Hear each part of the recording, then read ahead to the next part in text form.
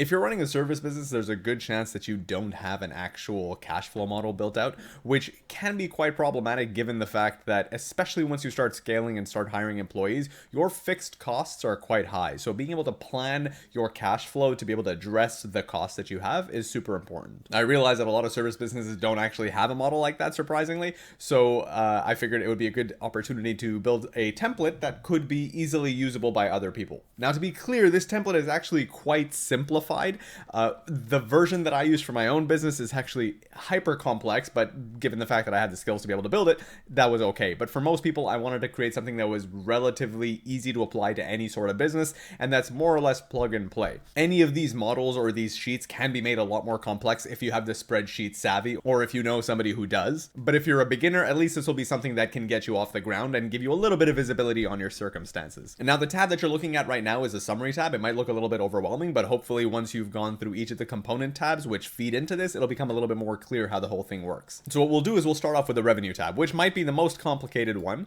but if you can figure this out, the rest should be pretty easy to get through.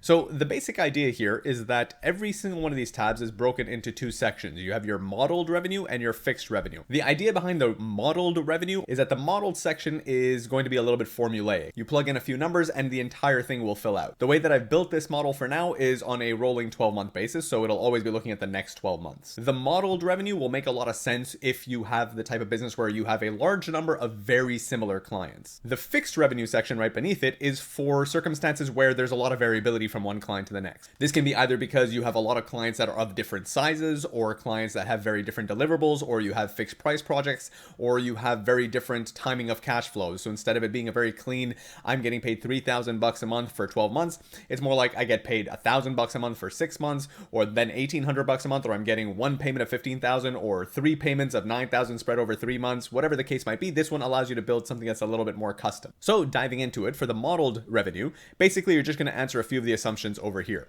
So you start off with your starting number of clients. Let's just say, for example, I have 30 clients to begin with, and the number of clients acquired per month. Let's just say I'm in a business where I'm doing projects that last a certain amount of time, so it's a reasonable amount of churn that I'm going to lose clients, so I need to be acquiring clients on a regular basis. So let's say I'm acquiring 5 clients per month. Then you put in your average churn percentage, which is how many clients from the month prior did you lose. So let's just say, for argument's sake, that's around 10%. This will mathematically tell you what your maximum number of clients are, because if you're losing clients at a 10% rate, then there's a certain point at where there's equilibrium between the number of clients you're acquiring and the number of clients that you have. So the math is that once you hit about 50 clients, you're going to be pretty much steady. So then the only way to grow beyond that is to either reduce your churn or increase the number of clients acquired per month, but that's a whole separate discussion. Over here, you're going to enter your average monthly billing per client, which is basically how much you bill them per month. Let's make that $5,500 for fun. And that will basically fill out this whole area over here. So on this row, you'll see the number of clients acquired per month. We'll just keep that at 5 across the board. Although technically you could edit one of these to say, I'm going to start going from 8 from here onwards, but then, it's not formulaic anymore. This row will show you your lost clients, which is just mathematically drawn from the numbers before. And this row will show you your total clients, which is just, again, mathematically pulled from the numbers before. Your total revenue is a function of your total clients that month and your average monthly billing. And over here, you'll see a 12-month rolling summary. And then over here for the revenue that's fixed, you'll just be able to plug these in depending on how it makes sense. So say, for example, I know that in February, I'm going to have a project that's going to provide me $5,000 and then $2,000 and then $2,000.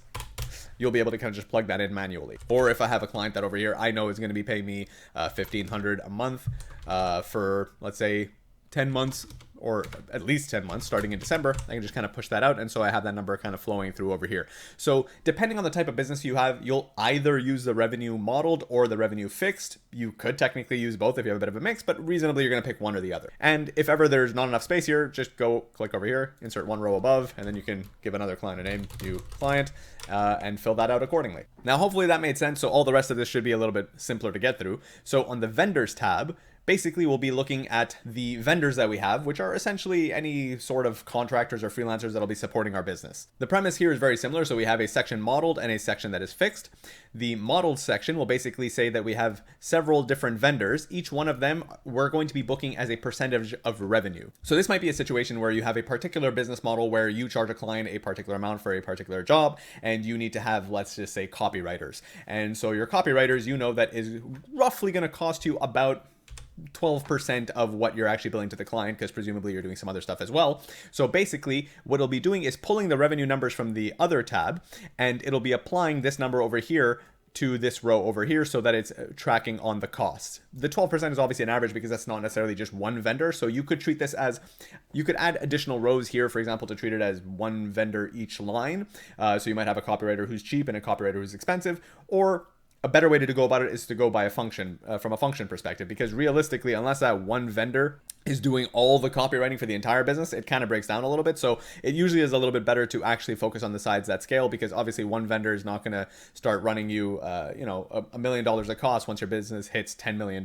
For most of you, it might be a little bit simpler to go with vendors fixed. So basically same concept. You just kind of plug in the numbers based on what people are doing. So if you know you're going to hire a vendor in February at about $1,500 a month, you just pop them there, paste them down. And so now you have that feeding into your vendor expense as well. The employees tab is basically the exact same concept, but it's kept separately just because of the fact that employees tend to be long-term relationships and are a little bit less likely to be percentage based. Still, I left it in there so you can go employees on a modeled basis, but realistically, most of these are just going to fall into the fixed category. So it's pretty straightforward. You hire an employee, it's $3,500 a month for 12 months, another one for $5,000 a month, another one starts in June for $6,500 a month, whatever makes sense. And if you need to add more employees, just basically add a row over here and then, give them a name just because, they're people. So Steve.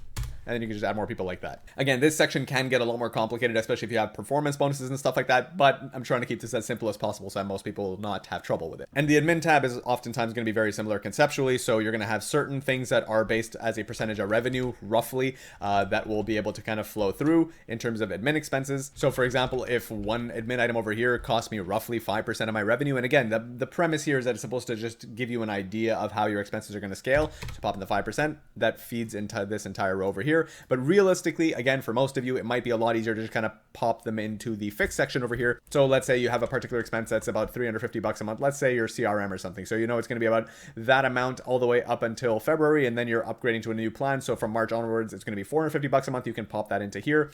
Say you have rent payments that you pay every quarter. So it's $3,000 here, $3,000 here, $3,000 here, $3,000 here. So that all stuff can be populated here. And again, just add more rows for each line of expenses that you want to be able to track. So now that we've done all of that, that's going to feed over to the summary tab. So over here, what you're going to see is that basically we're taking the data from all the other tabs. So you'll have your revenue modeled and fixed, your vendors modeled and fixed, employees modeled, fixed, admin modeled and fixed.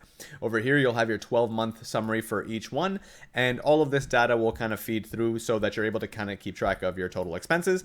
Your total income is just going to be your total revenue less your total expenses. And you'll also be able to see your income percentage over here as well to give you an idea of how much your margin is. And over here at the bottom, we have something that's really just intended for a bit of a sanity check. So you have this line, which is your accumulated income. What this represents is basically an accumulation of your income from each month. So let's just say at the beginning over here, I started off with $100,000, in the months prior to this model. And in month one, I earned 77K. So my accumulated income is the 100K plus the 77K, so 177K. And in the second month, I earned 86K more. So that brings me to 263K. So then on this row, you're going to be inputting your bank balance. And what that does is that it gives you a bit of an opportunity to check if the amount of money that you have recorded in your revenue and your expenses actually matches what you're seeing in your bank account. Because if it doesn't, that means that you might be missing revenues or expenses. So for example, if over here I expect to see 263K, but I only see 260K in my bank account, that means that there's about $3,600 missing. Now that's not a really big amount, but that's why it's a bit of a sanity check. As long as you're staying within a roughly reasonable margin, that's pretty good. But it's the moment that you start to see something very substantial in terms of the discrepancy, then you say, okay, maybe there's like an expense that I completely forgot to include in my model, and that's a reason to update your model so that it's shown for future months.